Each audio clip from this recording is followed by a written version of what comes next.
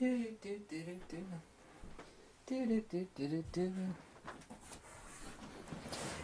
you just enjoy these low-budget videos that I make?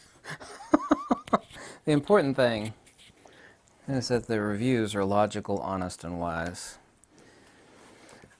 I actually take camera lens reviews seriously, believe it or not, even though I joke around quite a lot. Mental note to self: never eat another rotisserie chicken as long as you live. I think the last time I had a rotisserie chicken, I got sick. I'm never going to eat one of those darn rotisserie chickens ever again.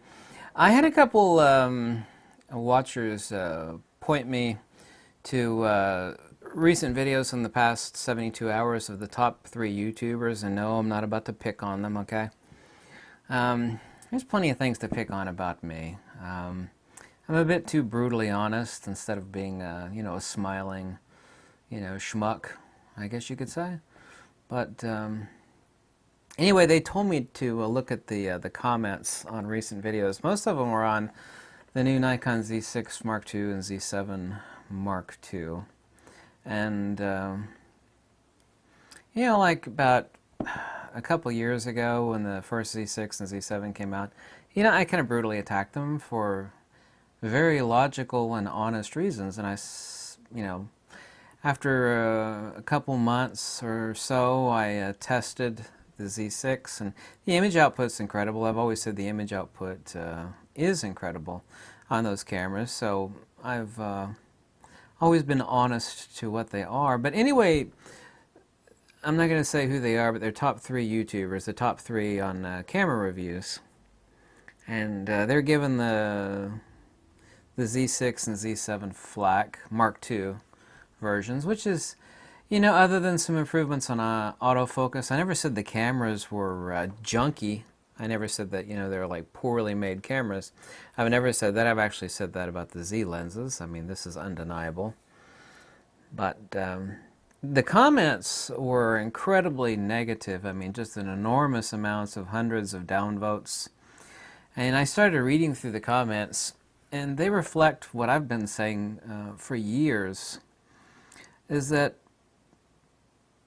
and this is not about the Nikon Z6, this is about camera reviews and lens reviews, specifically so cameras, is that nobody needs, for some YouTuber to read off a spec sheet. This camera has so-and-so and this.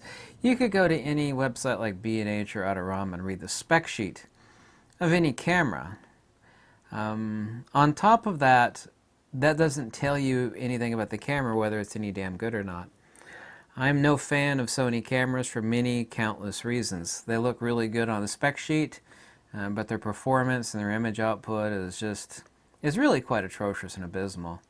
But I do take camera reviews seriously, and when I reviewed the A7 III, I even had an enormous amount of Sony folks say that they were happy that they knew that I don't like Sony, but I was very honest and fair about the camera.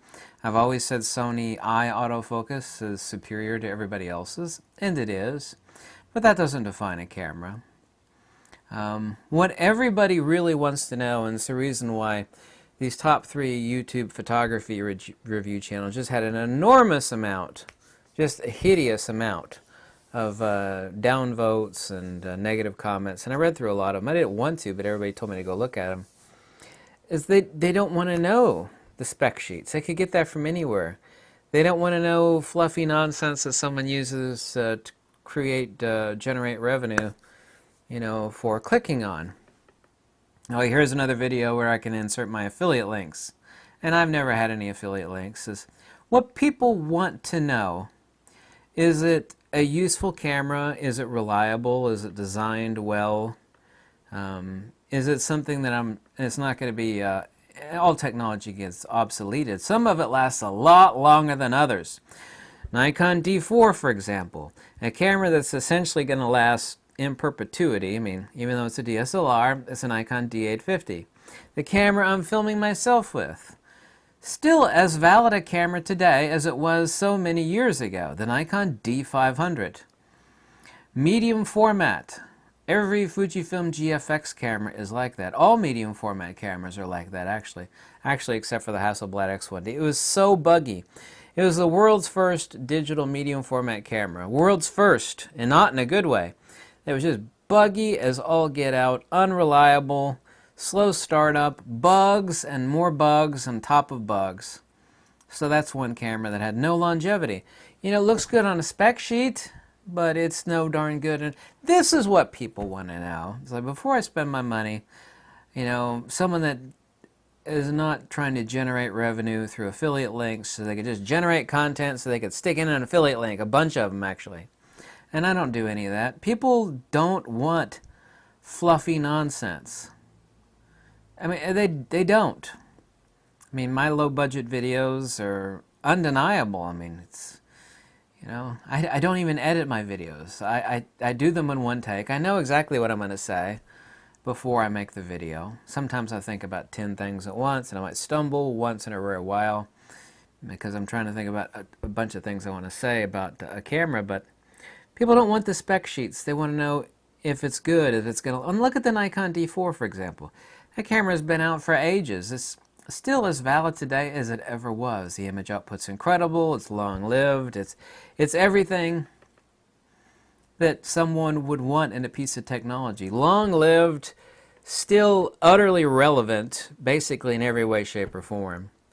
So is the Nikon D850, so is the Nikon D500, so is the XT2, XT3, and XT4.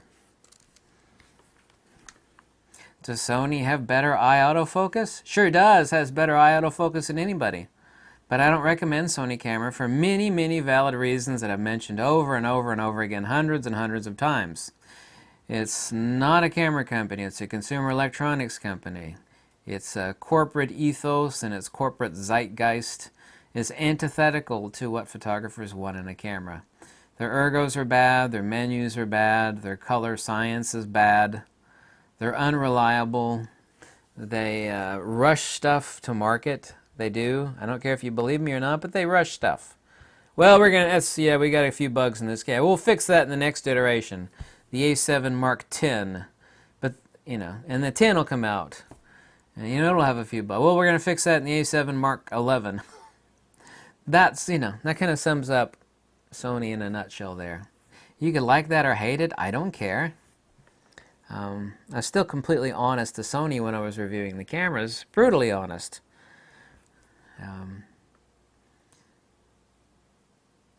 That is, and I'm not picking on any of those top 3 YouTubers. I read through the comments and they all kind of said the same thing.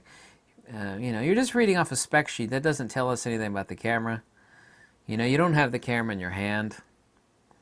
I don't have the camera in my hand either. The A7 Mark II or the A6 Mark II. And I've said already that I'm going to get the A6 Mark II. 2 or 3 Z lenses. I won't tell you which ones, but I'm going to buy 2 or 3. I know the 2 that I want to get. But and an FTZ adapter, of course. But that's what people want. They want. He's like, this guy has experience. He's not trying to shaft me with clicky nonsense and affiliate links. He knows what the hell a good camera is and what the hell a good camera is not. That is really what someone that with a half a brain or better wants in a camera review. I don't make flashy videos. And I take the reviews seriously. I answer an enormous amount of emails, including phone calls. Sometimes they're very oppressive. I mean, I can't get sleep. I got to turn my phone off because I'm getting calls in the middle of the night by people in Australia with camera questions like, you know, I'm trying to sleep. But that is what people want. It's not my opinion, it's a fact. It was almost like a tidal wave of collective psychology on those 3 videos of those 3 YouTubers. Everybody kind of said the same thing, you know, this is nonsense, this is just more clickbait, this is silliness, you're just reading off of a spec sheet that doesn't tell you whether the camera's any good or not. Also, too, there are other people, well, so-and-so had his hands on the camera, and I actually like this person. I won't say who it is, you could probably guess. But he's never done a serious camera review in his life. He's very funny, and, you know, he has a cute little accent. And Nikon loaned him the camera, and that's fine. But it's not a real review. You know, you say some silly stuff with your cute accent, and it's not a serious review of the camera. I mean, it's just not. Other than testing the eye autofocus on it, there's not a single serious conclusion or intelligent statement made in it. And you know, I laugh at those reviews. I find them cute just like everybody else does. But I'm not going to buy a camera based upon that. And I really have to continue to do what I've always done, is keep it simple. You know, be logical, fair, honest, and wise about, you know, is it a good friggin' camera or is it not? Is it worth owning? Is the layout okay? You know, did they really screw something up on it that's empirically valid that, you know, you'd criticize the camera for that? And correct me if I'm wrong, but I mean, that is what people want in a true camera review. It's also, too, what they want in a lens review. Most people don't know how to do a true lens review because they really don't have any experience with that many lenses. They don't know what the heck a good lens is and a good lens is not, so I'm up on everybody else on that topic for sure, but you know, the fluffy stuff, it's just doesn't help anybody. It doesn't help you make an intelligent, wise, informed decision, you know, based upon you spending your hard-earned money on something. And that's really all I'm interested in. I really did want to make this video, especially after seeing all the comments on those other videos and the enormous amount of downvotes that they got. Not my videos, those videos I was referring to, so. Yep, that's what I wanted to say. Thank you so much for watching. And goodbye.